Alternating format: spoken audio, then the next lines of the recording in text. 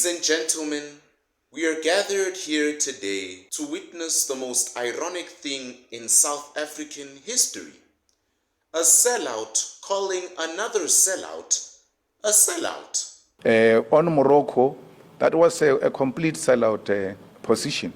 Now there is a maneuvering. They are not longer emphasizing their party position on Morocco. They are saying, no, a former head of state can visit any country and have interactions with those people. No one is questioning that. We're questioning his position and that of his party in relation to Morocco. We are very clear. We are for the people of Western Sahara, and we must make sure that they too realize their freedom in their lifetime. Listen to that again. You can't make this stuff up anymore.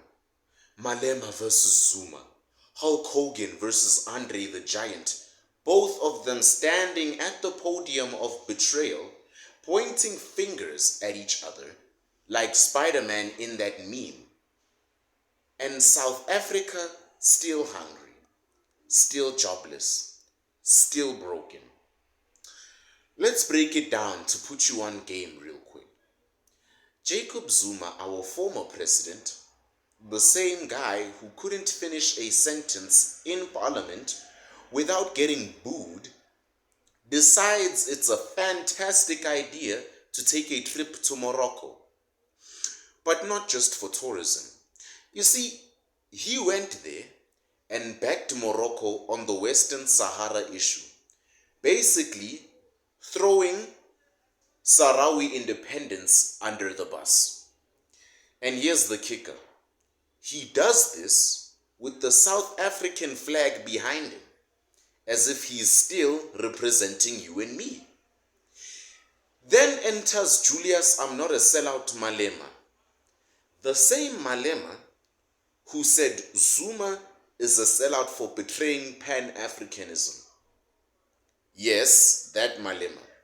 The same guy who once stood with Zuma when he was in the ANC Youth League and then ran away and started the EFF and then turned on Zuma, then tried to flirt with him again during elections and now throws him under the bus. Again, I know, very complicated relationship between the two of them. This man has made a full-time career out of political somersaults, and now he wants us to believe that he is the gatekeeper of African integrity. Let me just say this. It takes a sellout to know one, Julius. Meanwhile, back in South Africa, load shedding is still cooking your microwave.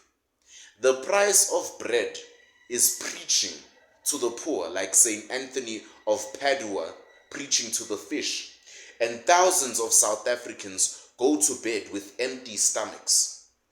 But instead of dealing with those issues, we've got former presidents flying to Morocco like it's a Netflix vacation. For what exactly? They're starving South African kids here. You are busy flying to Morocco. For what? It's a symbolic backstab, a whole load of nothing for the people who actually matter, the citizens. This proves one thing. South Africa does not have a leadership crisis. What it does have is a stupidity crisis, a crisis of mixing priorities. When the poor are crying for food and the youth are crying for jobs and the schools are falling apart, our leaders are just too busy playing who's the bigger sellout in front of the international cameras. They act like Africa is their chessboard, while the rest of us, we're the pawns they've already sacrificed. And let's be honest, this whole show is entertainment for them. Zuma smiles for photos in Rabat. Malema loses weight and drops one-liners in press conferences. The ANC releases statements pretending to be outraged, as if they haven't sold us out 10 times over to the Guptas and tons of other families. Meanwhile, you're still sitting with no job, no electricity, no plan. Let me clean this up. This isn't about Morocco. Don't say, hey, thee is not talking nice about Morocco. This has nothing to do with Western Sahara. This is about ego, legacy, and self-preservation. While you suffer, they are protecting their image. They'll scream Pan-Africanism one day and then chill with dictators the next, like they never even said anything in the first place. They'll scream revolution on Monday and sign big money deals with capitalists by Friday. And then another well-known paid thief, Mbalula, calls Zuma a sellout. Well, the African National Congress has accused former President Jacob Zuma of undermining South Africa's sovereignty and behaving or betraying its long-standing foreign policy principles. This after the Umkhonto weSizwe party leader Jacob Zuma openly endorsed Morocco's autonomy plan for Western Sahara during a visit to Rabat this week. He says the former president represents everything that is wrong and pursued by sellouts. The recognition of Morocco by Jacob Zuma is not a surprise. Jacob Zuma represents everything that is wrong. That is pursued by sellout. And that's what it is. We as the ANC, we will fight side by side for the self-determination of the Sahrawi people. We are in solidarity with them, and Morocco must stop the occupation of Western Sahara. Zuma is no messiah. He's a sellout of note. For whatever reason that he's doing all of this, it's no surprise to us. The very decision to steal the assets of the ANC to form a political party and call it what it is, to divide our people, weaken the African National Congress for his own personal aggrandizement, is what he has been. He will be remembered for that by history.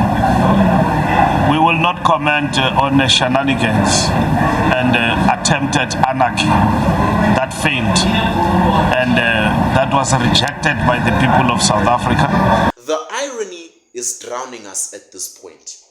Let's talk about Fikile luxury trips Mbalula. This man who trended for his Dubai holiday scandal, who's known more for his Twitter fingers than actual leadership, now decided to stand up and also say Zuma is a sellout.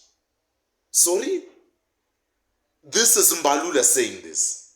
The same guy who's been dancing through ANC corruption like it's a wedding celebration. The man who's well known for corruption. The man who watched the ANC fall apart under his nose, defended every shady deal, and still had the audacity to smile for cameras while South Africans sat in the dark, jobless and hopeless. A thief calling another thief a sellout. Fantastic. Amazing. It's like two looters arguing about who stole less in the July unrest. Here's what's really happening. Mbalula is not defending Pan-Africanism or solidarity. No. That's what he wants you to believe, but he's not doing that. Let me tell you what he's actually doing. He's defending party loyalty and political image. He sees Zuma's Morocco move as a threat to the ANC's optics, not to African unity. Because let's be real, if Zuma had done the same thing under ANC control, you really think Mbalula would have said anything? Never. Never. The only reason he is screaming now is because Zuma is not their sellout anymore. This is all theater. These old people are fooling you. The ANC, EFF, MK, they are playing musical chairs with moral outrage. 1 minute Zuma is the father of radical economic transformation, Ubaba, and then the next minute he's a Moroccan puppet and a sellout. Mbalula is the last person who should talk about sellouts, who should talk about betrayal, when his own track record smells like a broken ethics handbook. He's been in leadership long enough to watch the country rot, and then he thinks we'll forget that because he speaks with fire? Please, please. When Fikile Mbalula calls someone else a sellout, it's like a fox accusing the wolf of stealing chickens just because he stole the chickens before he could. We see you, Fikile, and we haven't forgotten. You didn't just sell us out. You watched us burn while laughing in first class. So next time a politician calls someone a sellout and you give them millions of views as you brainlessly watch those news channels, ask them this: how many stomachs did you feed this week? How many unemployed youth did you call?